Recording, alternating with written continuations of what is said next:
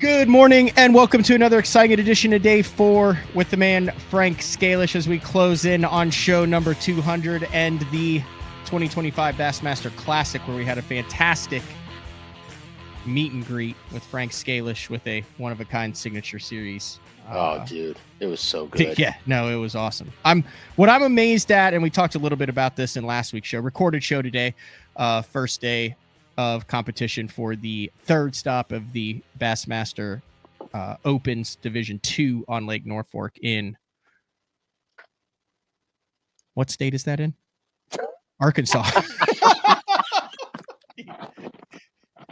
I'm there now. I love your no approach. I love your no approach method.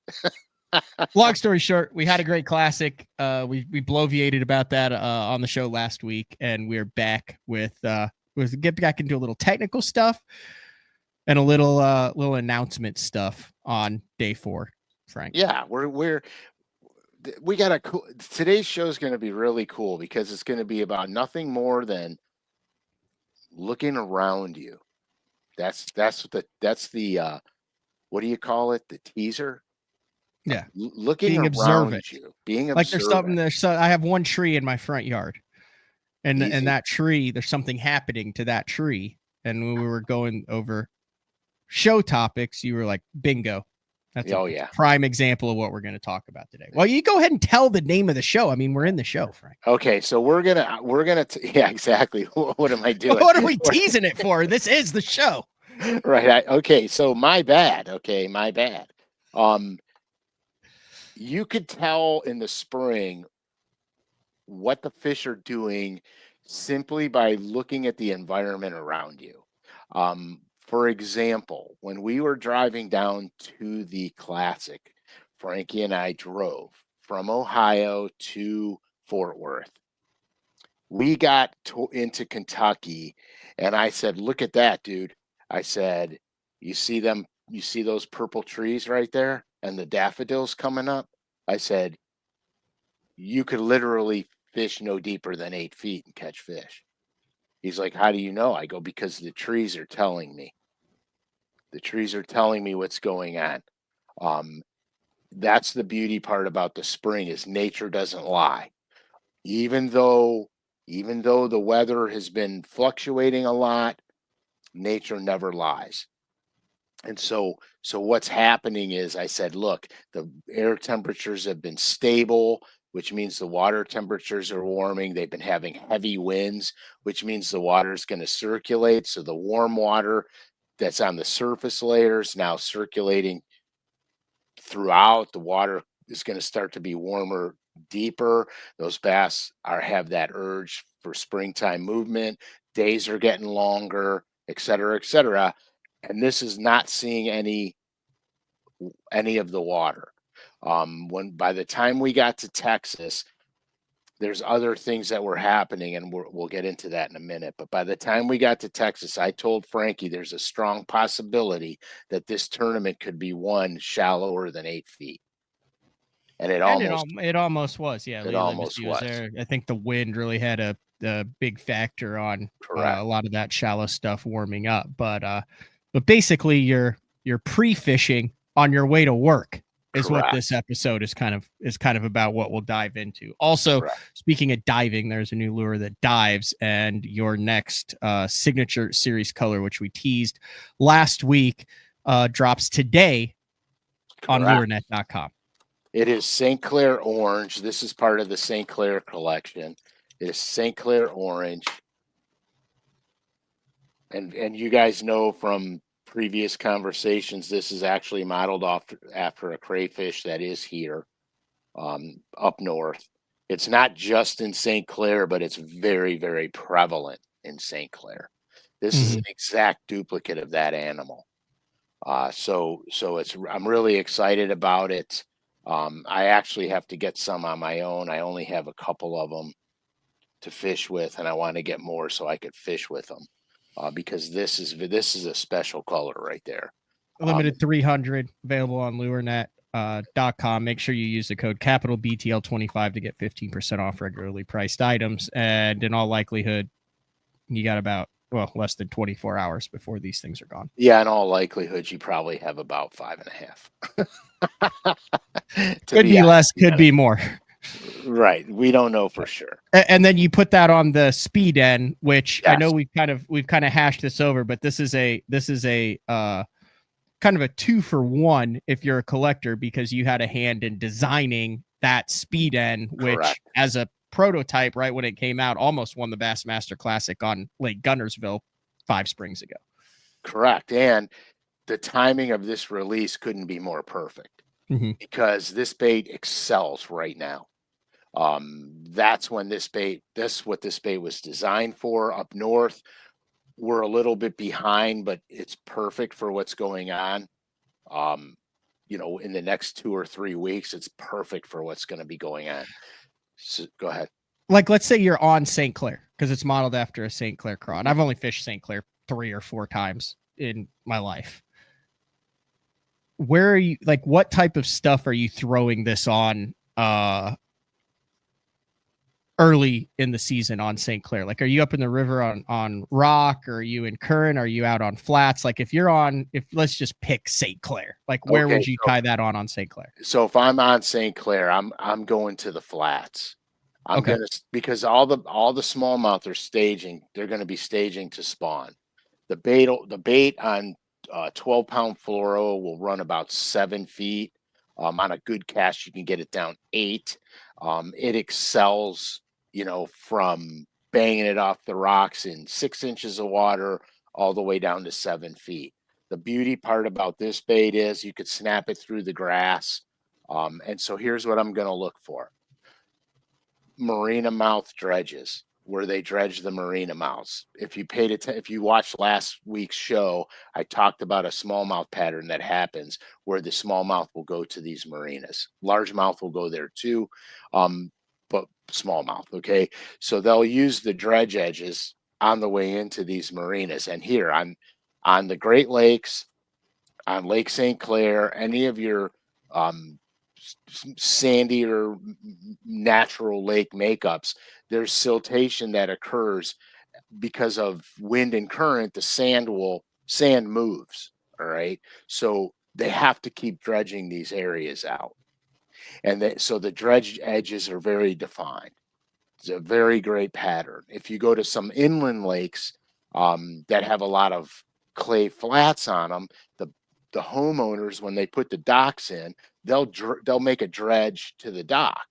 Those also are really applicable for the speed end. So these can translate in other areas other than Lake St. Clair, but here's specifically what I'm looking for.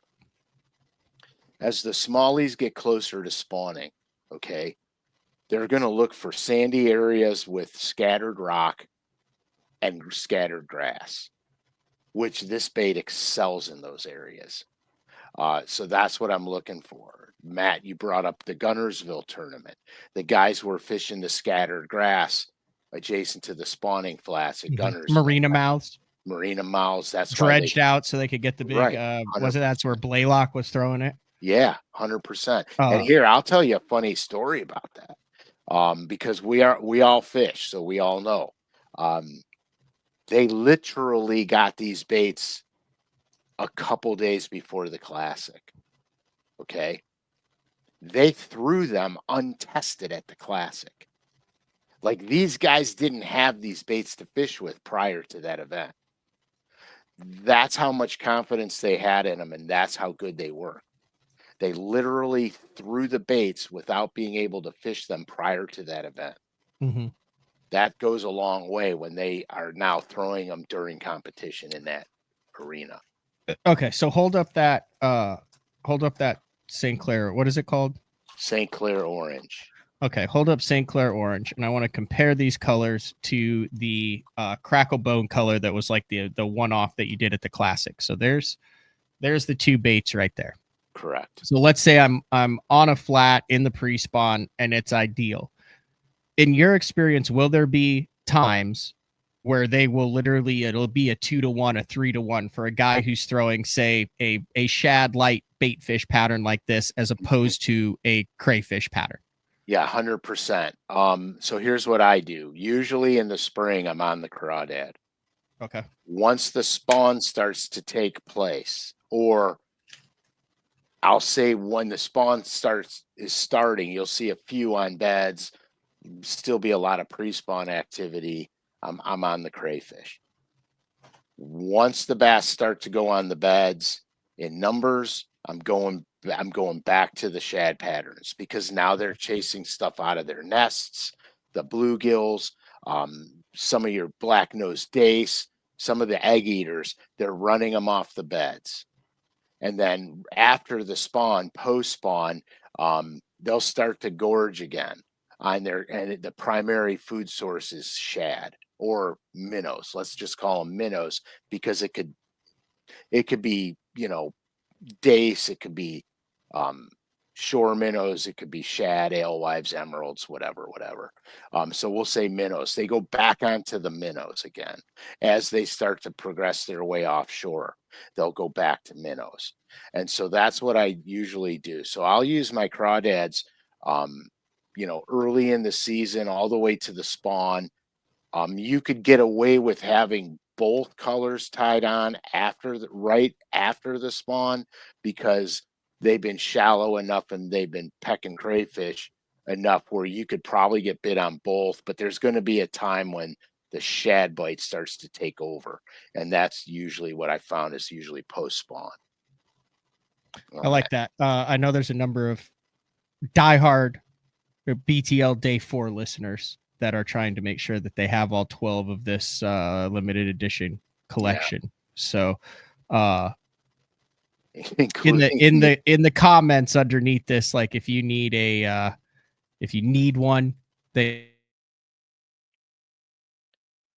so if you need one, you can go on, you could write on the comment section if you need one, and a lot of guys buy multiples so they could trade back and forth with you, or you can go on eBay. There's a lot of them going on eBay right now for the guys that bought more than a handful. Yep. There you go. You locked up on me. I know I locked up. A little internet glitch. If you remember 3-4 months ago, I had some issues, Frank. Oh yeah, they're back. It's like you got a puppy and you're training the puppy, right? But then the puppy hasn't nipped in a while or done something, and then all of a sudden you're like, maybe there's maybe we need to do a little bit more training here. So, but you're back. Okay. So I understood what was going on and carried the conversation while I was away. 100%, dude. Slid into it like I was sliding into second base. There you go. Anyway, yeah. When I had knees. Yep. Long story short, I know there's a group of BTL listeners that are doing it. In the comments on here, if you know what color you're looking for, put a comment down. There could be someone else that is listening that has a couple of those. You guys can trade. You guys can swap on those colors. So, the goal is for as many people as possible to enjoy your one-of-a-kind creations. So 100%. Something else that I do want to talk about really quick before we get into the meat of today's show is that the BTL St. Jude t-shirt is live. This is the fourth consecutive year that we've done this. 100% of the proceeds go to support St. Jude. There it is. The link is in the description of the show. You can also go to basstalklive.com.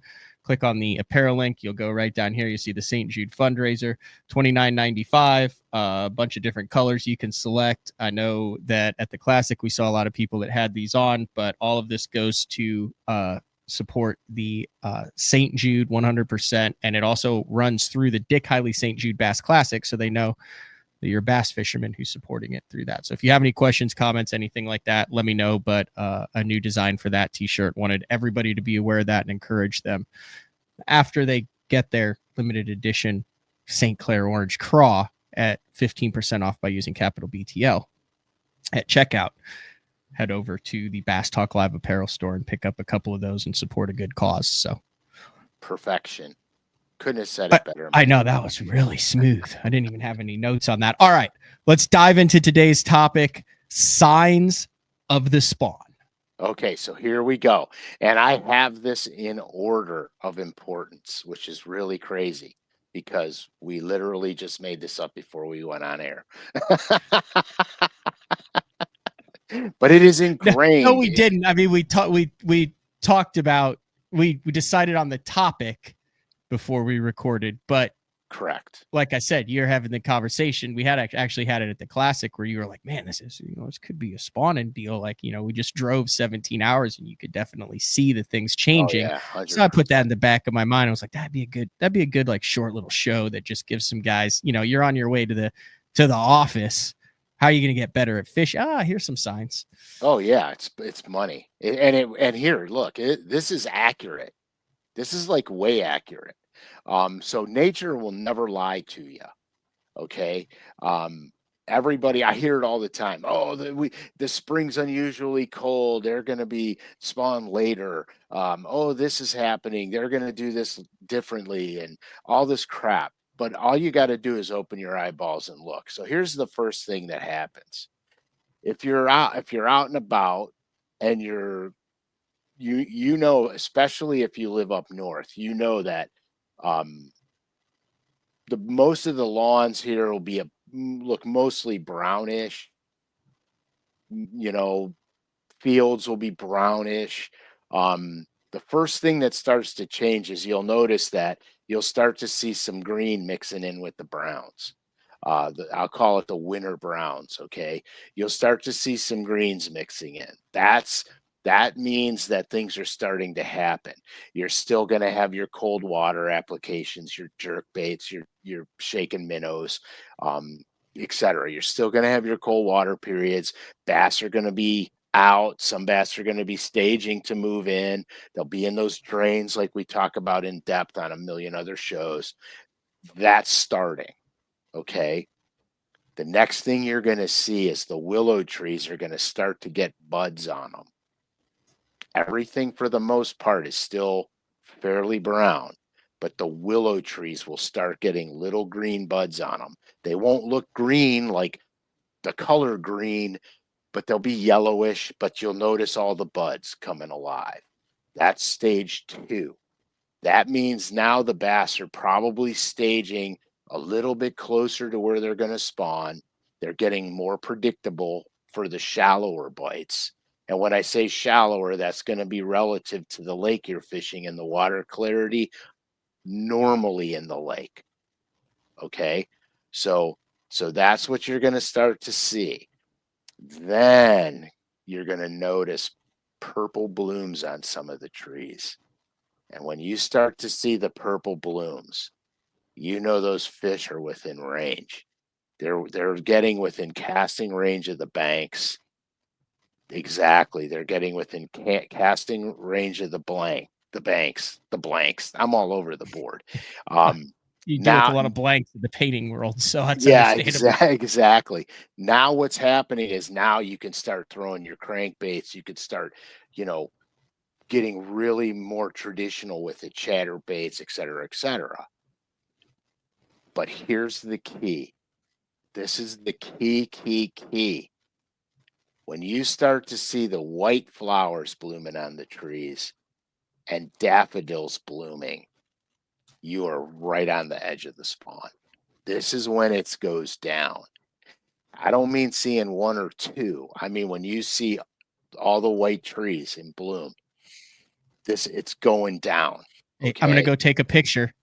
You need All to right. talk for 30 seconds. I'm going to take a picture of what's in my front yard right now, Frank. Do it. It's perfect. So by looking at the nature and what's going on around you, you kind of get a good prediction of how it's happening. Just like in the morning on your way to a tournament, if you see the deer moving, you see a bunch of turkeys, the squirrels are out, animals are doing their thing, that bite is going to be good that day because everything in nature is lining up. There's activity, it's going. You're going to be in good shape. Conversely, if you go out, like I was in a deer stand a few years ago and they had all these tornado warnings, I didn't see a chipmunk, nothing moving.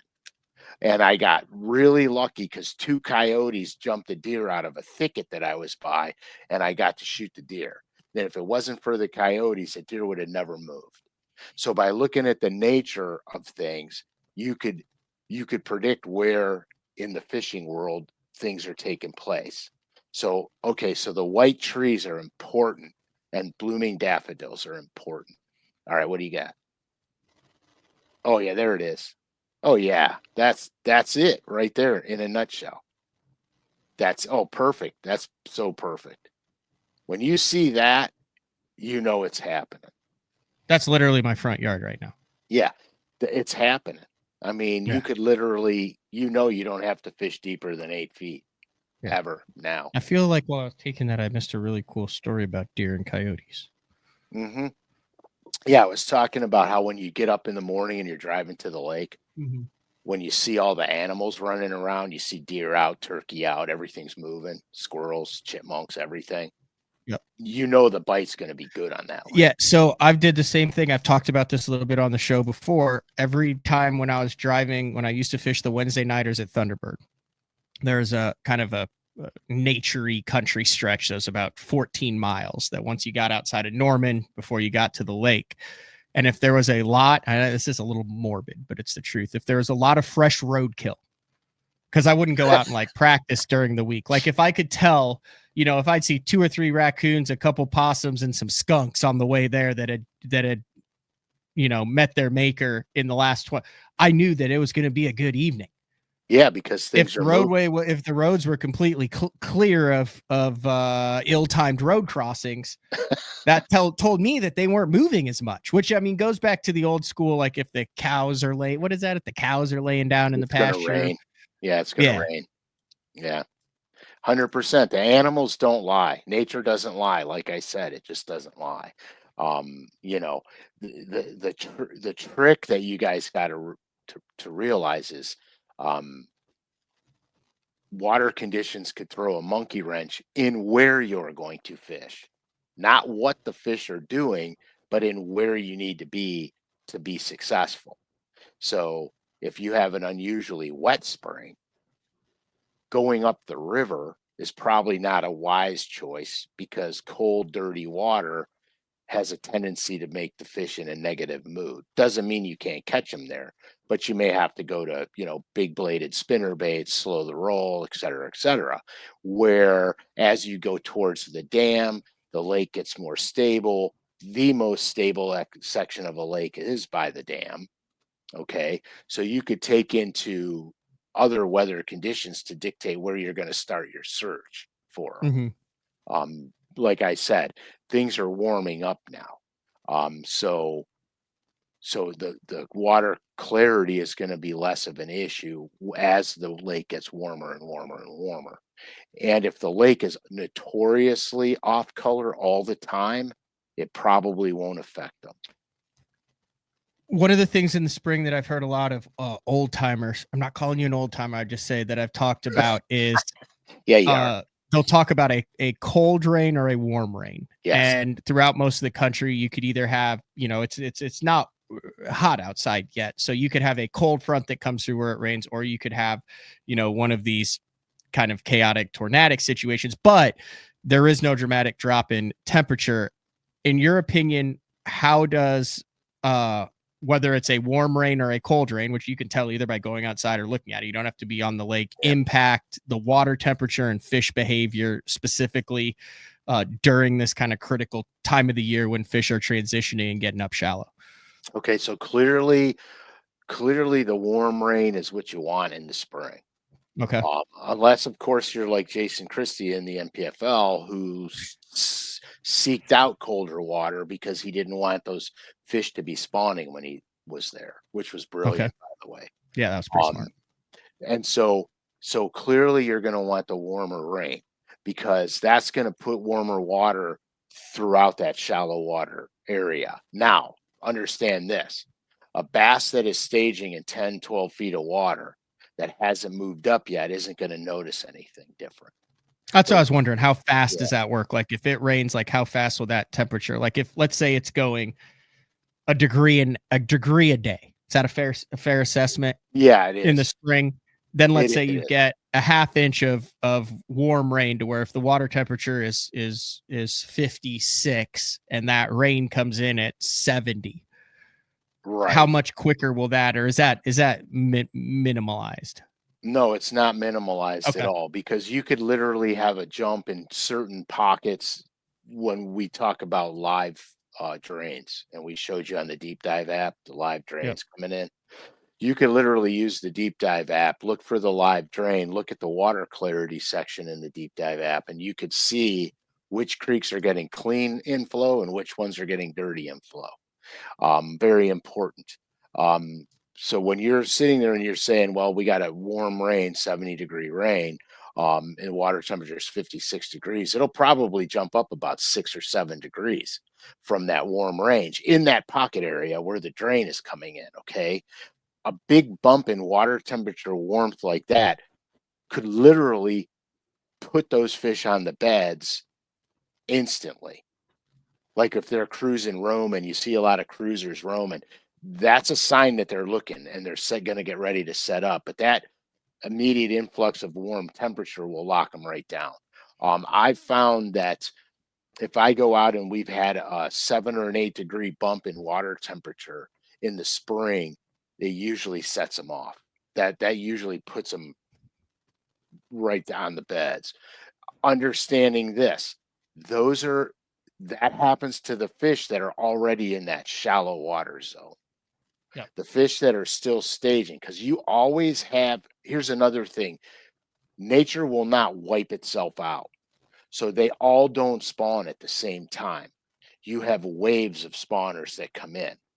Your main lake, the fish that live on the main lake that never go to the creeks, and your pelagics that roam all the time, those are the last spawners you're going to get. And those are usually main lake spawners.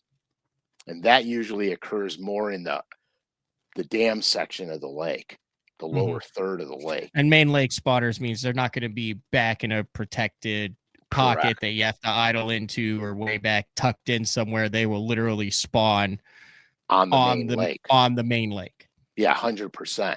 And here's another thing, since we're talking about spawners. Here's another thing about main lake spawners. Unless it's a natural grass lake, and I have to preface this, unless it's a natural grass lake, most of the time on your main lake, you'll find 1 or 2 fish here or 1 or 2 fish there. You're not going to roll in and find a field of bass spawning. Like on St. Clair, you can go on some of those flats during the spawn and you'll see smallmouth spawning in a lot of places. Like you'll see 20 or 30 of them. That natural structured lakes without grass don't behave that way. They spawn in certain areas, and there's only a few fish in each little area that they spawn in. But back to the original thing, nature's not going to wipe itself out, so you've got stages. Back in the old days when I started fishing Bassmasters, I actually, sight fishing was probably my weakest venue. So I avoided it. I always fished for pre-spawners or post-spawners. I kind of avoided the spawn. And you can find fish in those 3 stages completely throughout the entire spawn. But here's the problem in a tournament situation. If they're spawning, you have to go look for them because when they're spawning, you can pick out the ones you want to catch. Right. And so you're culling before you even catch one. This burned me too many times fishing Bassmasters to ignore it any longer. So I became a sight fishing junkie till I learned how to do it well. And so it's just another tool. But yeah, I mean, this time of year is fun. This is 3 weeks ago, we actually did a show that takes a literal deep dive using that deep dive app into areas that you need to look at when it gets on it. You mentioned the looking at it. If you were to pick, let's say you're getting on the water, you don't want to just go look at them. You want to be casting, you want to be fishing, tree in your front yard's blooming, watch a coyote attack a deer on your way to the lake. It's the signs are there. And you put your boat in. What are some search baits that you can get feedback on to say, okay, there are fish up shallow that are showing themselves, or where you can get a couple a couple bites. Perfect. So chatterbait can't be ignored. The speed end and a square bill can't be ignored. People have gotten away from a spinnerbait, but they're out of their minds to not be throwing a spinnerbait. Those are my search baits, and fluke style baits. Okay. A lot of people will go to the floating worm versus the fluke, but Okay. here's what that does. That'll show you fish. That's what all these search baits do. They show you fish. They show you where the fish are at. But here's a trick.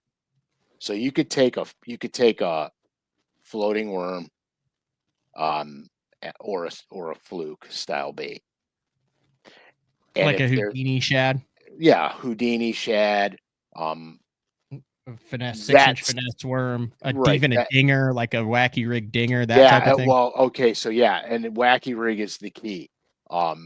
The wacky rig dinger is the key, because that's gonna pull fish up when they hit it. You're gonna be able to see. So what I'll do is, if I think there's some spawning activity going around, you can't see the fish very good. The bigger ones have a tendency to spawn what I call the invisible zone, Yep. just out of your sight.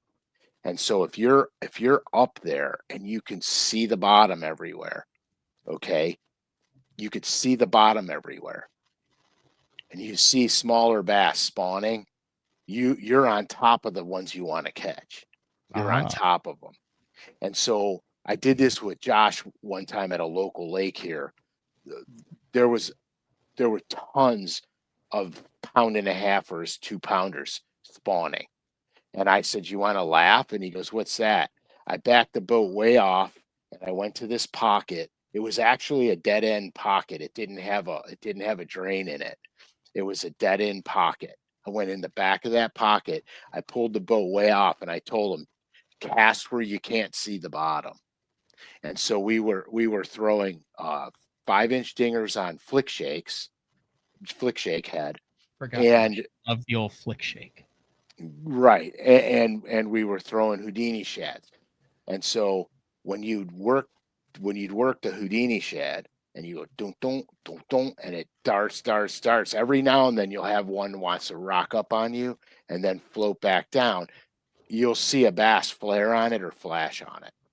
That's one that was bedding where you couldn't see him, came up to bump that bait away from the bed. Then pick up the flick shake and fire it out there and let it sink down, and then boom, you get them. And so we went from catching pound and a half to 2-pounders to be catching, 3-pounders and plus, because we are now targeting the bigger ones that were in that invisible zone. But I see a lot of guys make the mistake. They see the smaller ones on the bed and they run up there right away and they start looking around up there. Now every now and then you'll find a good one up there if she's got the right cover to put the bed by. Those beds, the bigger bass, shallow, are never going to be just in a wide open spot. They're always going to have some object next to the bed, something that gives them a safety factor next to the bed. That's another trick to look for the bigger ones, that you could see. Dock poles, overhanging trees. Doesn't mean the tree's in the water, but it's overhanging, so the bass got some form of cover over their head. These are just That's like a tricks. hawk eagle Yes. thing, to where they don't want to have to worry about an osprey coming down from over them and plucking them right out of the water, Right or a out. raccoon or whatever. Right. It's safety. It's for Okay. safety. But yeah, I mean, it's, the break and shad, Houdini shad, if you're a Yum fanatic, super fluke, if you're a Zoom fanatic, So are you going to go those with like a style bold baits. color? Because I'm looking at the breaking shad and I put it up there before. Yeah. And And you if you're have looking for it, like the that, painted that's one. a great option. Yeah. So I'll be honest with you. I lean on my pearl white, a shad imitator. Exactly. And then the bubblegum color.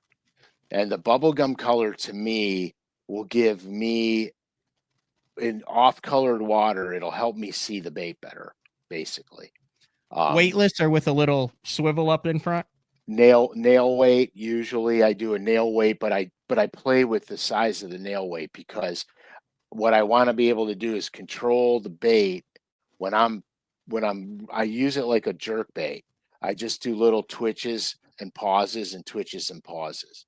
Okay, so you putting the nail weight in from the backside up towards the nose right there Yeah, after you Texas rig it? right. I put the nail weight going in. No, I put the nail weight going in head first to the Like where back. my mouth is, where my Yes, mouth is, and then right there. that way. Yeah.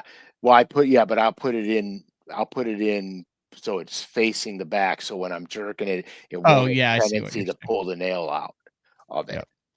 Okay. And the other thing is, don't use. A lot of guys get carried away with hook size. I don't use a big giant hook in it, 2/0, 3/0. I don't want a big hook in that. I want the fish to get it and get the hook in the roof of their mouth. I don't want them to roll it sideways. And The and big erratic. Yes, the big gap on the hook, if they bite down on it, has a tendency to roll the bait sideways, and you could miss a fish that way. Okay. And that's really kind of it. The And you flick, want that bait coming up, diving down, coming back up. You want that bait to show you where the fish are. right, to Okay. show me where those fish are at, and then you could back off with the flick shake rig or a Ned rig and catch them. And the crankbaits, chatterbaits, fabulous search tools. I Mhm. had one of the best spring days ever just throwing a chatterbait last year. It was amazing. Really, just Yeah. steady. I was mostly bumping bottom with it. They weren't spawning. It was major pre-spawn. Still pretty cold out. They weren't spawning yet, but boy, were they right there. In fact, I'll tell you how close they were. 3 days later, I went back and they were spawning. And so that's how close they were. But the day that we hit it was just, oh, holy moly. I had two baits out. I had a chatterbait and a black and blue jig. And I caught the biggest one I caught was on the jig. It was 5/8. And I had a bunch of 3 3/4, 4.5 pounders on the chatterbait. And Uh, we probably caught 70 or 80. One thing I want to kind of point you in the direction of and get your opinion on is it can be one of the most exciting times of the year when you are visually making contact with some of the biggest fish in the lake or when you're trying to find it, but it can also be one of the most frustrating times of the year that I've experienced where you're looking at fish of a lifetime or you're looking at pairs of big fish and you're going, why can I not get these fish to eat my offerings? Why can I not catch them? I know the big thing is when they're rolling together, there are times when it is impossible. And then it seems like sometimes you go and they spin right around and eat it, or you're twitching your jerkbait or fluke and they come right up and eat it. If you are out during this time of year on this pattern, how can you identify catchable fish versus fish that are not catchable? Okay, so the crazy enough thing is this. Cruising fish are the hardest to catch. They're constantly moving. You cast at them, they go the other way. They're the hardest ones to catch. When that happens, I'm making Mugambo long casts, little lighter line than normal. I'm trying to stay as far away from them as I can. Um, and there's nothing you can do but keep casting because they're the hardest. When I see fish on a bed, that's a lot easier to predict because I can pitch in there and see exactly the bass's behavior, whether or not it's catchable or not. Here, the first clue is this. If I see a bed and I see the bass, and if this is the bed, let's go, this is the bed. Okay, if this is the bed, and the bass is on the bed, and I make that cast, and the bass swims away, and then he swims out here, and it swims over here, and then it kind of comes back, and it's like that. That fish is catchable, but it's probably going to take you way too long to catch it because every time you cast in on him, he leaves. If Mm-hmm. I see a bass that's sitting there and I cast to it, and it just goes like this and right back. or like out here and back, that fish is going to get caught. So what Mhm. I'll do is you got to realize something. If you're targeting the bed, and I don't have a good thing with me, but if you're targeting the bed, there's literally a spot about the size of a 50-cent piece in Mhm. that bed. That is the trigger. That's where the fish, if that bait goes there, that fish is taking it and moving it out of the way, for sure. So if I pitch in and the fish's pectoral fins start to move and his dorsal fin goes up, or her No, it's dorsal fin done. goes up, You're that fish close is going to to it. be caught. Yeah, it's going to be caught within the Mhm. next 3 casts. Um, and so I'll stay on it. But if you throw and you throw and you throw and you throw, that fish doesn't move. It's not paying attention. Now, what you have to determine is this: if I'm in a tournament, is that fish big enough to spend that kind of time on? Because if it is, then you got to get a bunch of different baits out. Now you got to play. You got to get a drop shot out. You got to get, a big jig out. You got to get something that's going to make that fish react. Once you find out in where it is in the bed that it wants that bait, every pitch you make goes there. And if the fish should leave for a second, just leave it there. Don't even move it. Just leave it there. And if it comes back and starts looking at it, tipping at it, just shake it a little bit, because it's going to come down and go "Thump." And they're not really eating it. They're just picking it up to get it out of there. And so you got to make sure when it picks it up, you set the hook, or you're going to snag it. Mhm. But yeah, That's all great information. And like I said, there's bits and pieces over the previous 190 day 4 with Frank Scalish's, to where if he talked about one thing that you'd like to learn more about, you can just go to YouTube and search it up, or you can go into the day 4 replays and search it up. We did, like I said, 3 weeks ago, where if you're saying, okay, where are these areas? That was a fantastic show. But this oh is yeah, kind of that was good. So I got one other bait that's completely overlooked this time of year. okay. Probably going to get a lot of hate mail in a minute. Have you ever gotten any hate mail, Frank? No, dude, That's I what I don't get said. You're a I don't get lovable hate character. mail. I'm No, just drawing something as quick as I can, so it's going to be a crappy drawing, but yeah, you still be better than anything I can do. you guys could live with it. I'm very curious if you're drawing a scenario, if you're drawing a lake, if you're drawing a bait. I'm just drawing a lure for fun. Oh, you're drawing a lure. Yeah, for shits and giggles, man. All right. To coin Austin Powers. So probably one of the most overlooked springtime baits ever during the pre-spawn and spawn is a buzz bait.